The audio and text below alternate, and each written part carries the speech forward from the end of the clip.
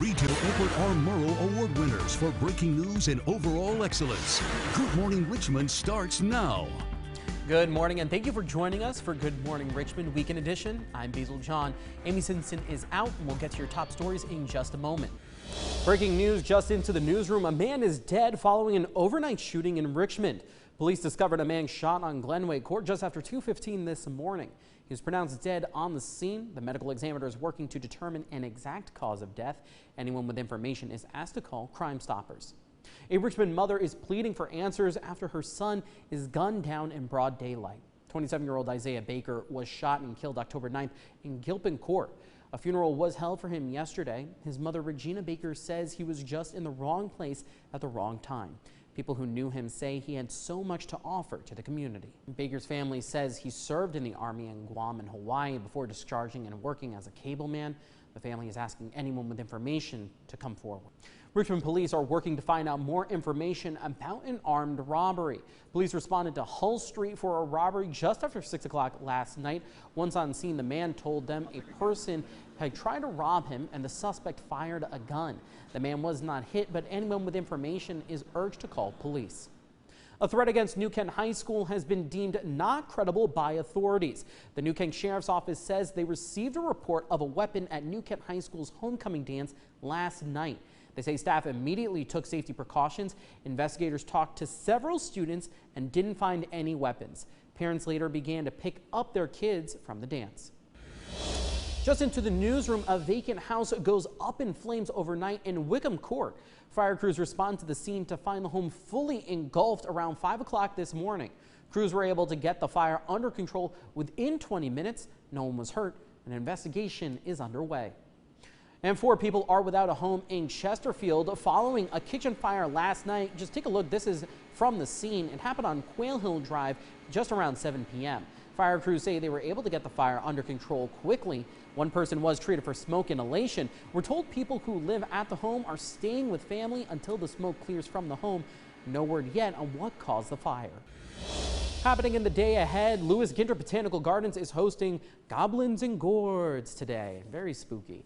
It's an event that's fun for the whole family. It's a harvest celebration with live music from the Richmond Indigenous Gourd Orchestra and a pumpkin patch for kids. The event runs from 10 to 3 p.m. Tickets start at just $8.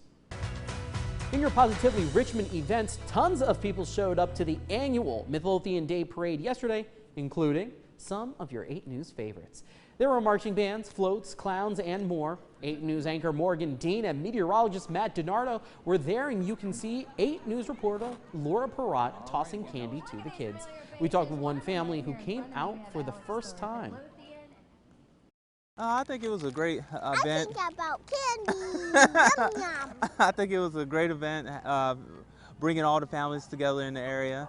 And since we're new here in the Midlothian area, I think it was a very well planned event, and it started in a good time, and my family enjoyed the event as well. A fun event for the whole family indeed, and the parade wrapped up at around 3 o'clock. The Scott's Edition Pumpkin Festival was a big hit yesterday. There was a costume contest for kids and pets, along with live music and fall treats. Residents say the annual event is a great way to celebrate all Scott's Edition has to offer and get in the fall spirit. I think it's just making it a lot more of a family-friendly area, a lot of really cool things. It's melding adults. I can actually come out, get a drink, have fun with my kid. They have robotics here from high school, which is wonderful. He got to play with a robot. Now, this event wrapped up around 6 o'clock last night. And there are so many ways to celebrate fall here in RVA. Travis, I know we got some rain in the forecast. Thankfully, all those events happened yesterday, and they're not happening today. 8 News at noon starts now.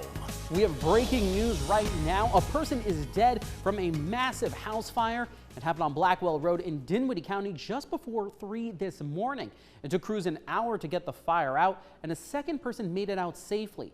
The house is destroyed, and investigators are trying to figure out the cause, but believe the fire was an accident. And the man accused of kidnapping and murdering Ashanti Billy is now facing more charges. A grand jury is charging Eric Brown with kidnapping resulting in death, assault with intent to commit sex abuse, and several other charges. Investigators found Billy's body in North Carolina in September 2017. She went missing from a military base in Virginia Beach. Brown was diagnosed with schizophrenia and has been declared incompetent to stand trial. Prosecutors filed a motion last month to have Brown medicated to go to trial. And happening now, Ashland police are looking for a missing teenager. Have you seen this girl? 14-year-old Carmela Reyes was last seen leaving for school yesterday morning around 7. She didn't make it to school and her family hasn't been able to contact her since. If you've seen Carmela or if you know where she is, call Ashland police. And an 8 News crime alert. If you have a work van, you could be targeted by thieves. Surveillance video caught thieves in a Home Depot parking lot off Jeff Davis Highway last week.